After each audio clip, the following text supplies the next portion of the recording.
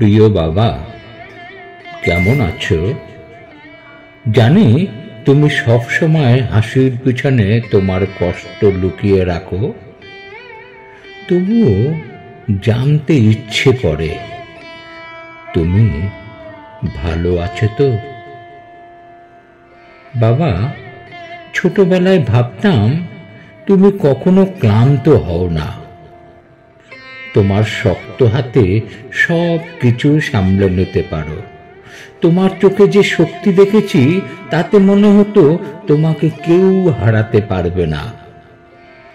কিন্তু বড় হয়ে বুঝলাম সেই শক্তির পিছনে ছিল অনেক পরিশ্রম, অনেক ত্যাগ আর গভীর ভালোবাসা।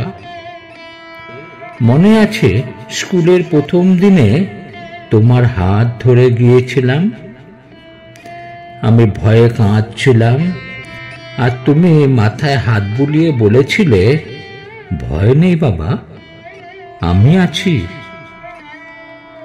এখনো সেই কথা মনে পড়ে, কিন্তু এখন তুমি পাশে নেই।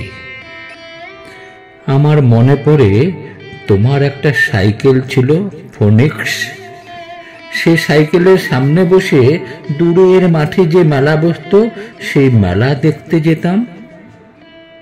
মেলা থেকে বেলুন, খেলনা গাড়ি সহ অনেক কিছু কিনে বাড়ি ফিরতাম সন্ধ্যাবেলায়। বাড়ির পাশে যে বিলটা ছিল সেখানে আমরা একসঙ্গে মাছ ধরতাম জাল দিয়ে। আমি সাঁতার জানতাম না, তুমি আমাকে সাঁতার শেখাতে সেই বিলে।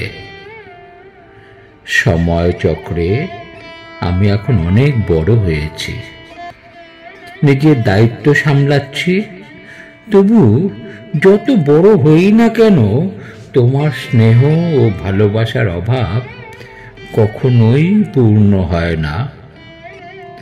সংসারের চাপ যখন আমাকে ক্লান্ত করে তোলে তখন তোমার কথা খুব মনে পড়ে। বটবৃক্ষ যেমন ক্লান্ত প্রতীক্ষের ছায়া দেয়, তেমনি তুমি বট গাছের মতো দাঁড়িয়ে থাকতে, আমার মাথার উপরে ছায়া দিতে।